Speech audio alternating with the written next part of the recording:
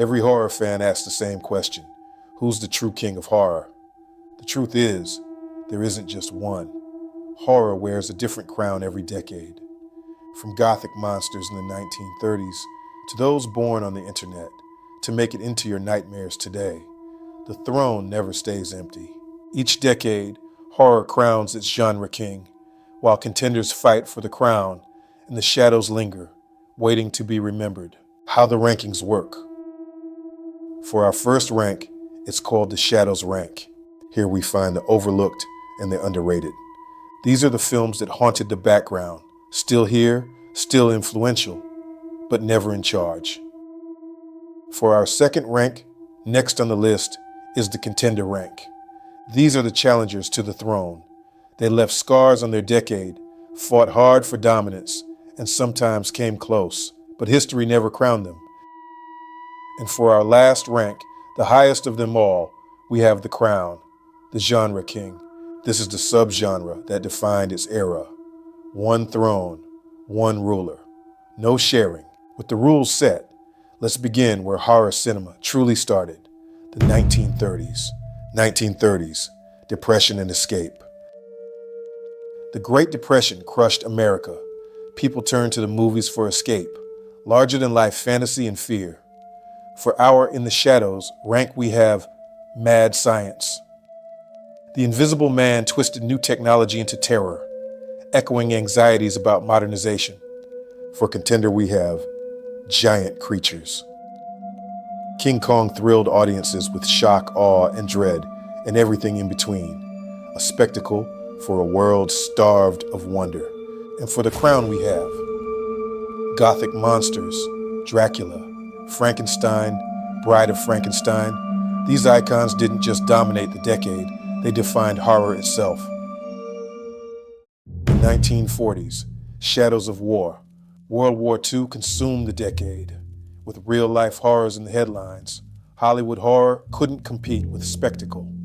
Instead, the genre retreated into subtlety, suggestion, and atmosphere. In the shadows, haunted melodramas and ghost stories, films like The Uninvited, 1944, and Dead of Night, 1945, whispered of the supernatural, keeping horror alive on the margins. Contender, classic monsters on life support. Universal tried to stretch its icons with The Wolfman, 1941, and crossover mashups like Frankenstein meets The Wolfman. The old guard still had bite, but they were fading. The Crown, psychological Gothic noir. Val Lewton's RKO cycle. Cat People, I Walked with a Zombie, The Seventh Victim. Blurred crime and horror with shadows, suggestion, and psychological dread. These films proved that what you don't see can be more terrifying than any rubber monster. Atmosphere ruled the throne. 1950s, nuclear anxiety. The 1950s lived in the shadow of the bomb. Mushroom clouds lit up newsreels. Duck and cover drills trained kids to survive the impossible. The Red Scare turned suspicion into theater. Horror absorbed every ounce of paranoia. For the In the Shadows rank, we have Gothic revival. Hammer Studios shocked Britain with blood red Dracula and Frankenstein in Technicolor. But Gothic was nostalgia, not the future. Contender, kaiju. Japan's answer to atomic trauma was Godzilla, 1954, a monster born directly from Hiroshima and Nagasaki. Godzilla wasn't just a beast. He was a scar that walked, roaring. Kaiju films created their own subgenre and global fan base. And the king, atomic and alien horror.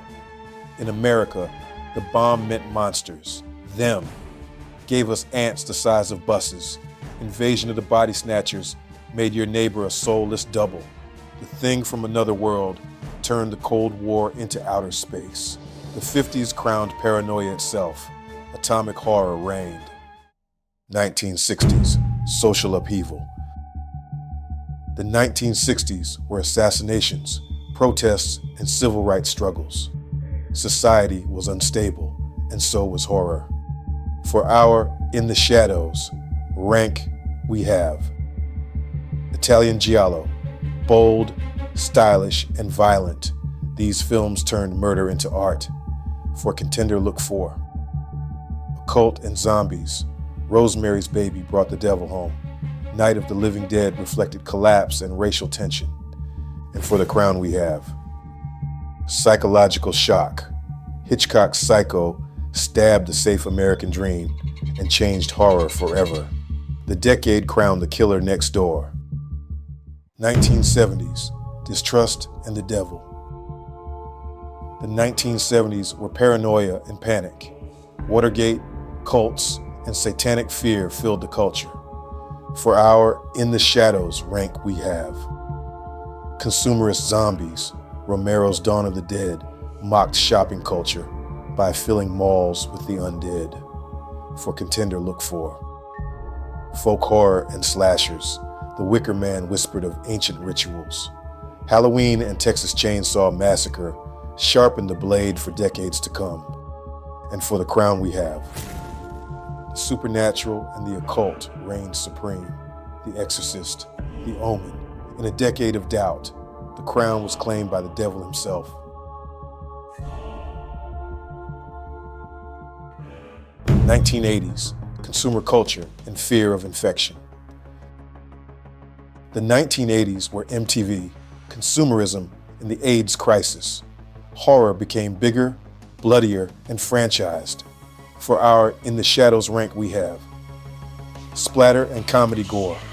Evil Dead proved do-it-yourself chaos could become a cult legend. For Contender, look 4. Body horror. Cronenberg's The Fly and Carpenter's The Thing turned disease, mutation, and paranoia into nightmares. And for the crown we have slashers. Freddy, Jason, Michael, masked killers became pop icons, franchised and merchandised. The slasher ruled the decade.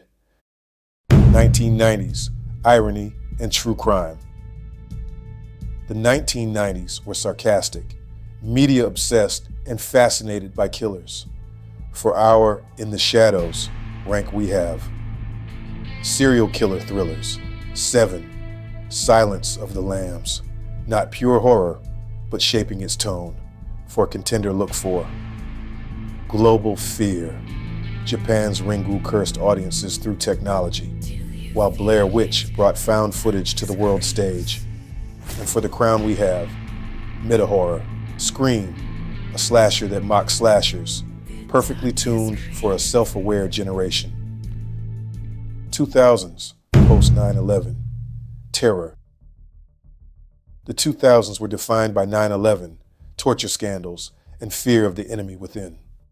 For our In the Shadows rank we have J-horror remakes. The Ring, The Grudge, effective but fleeting. For Contender, look 4. Found footage and zombies.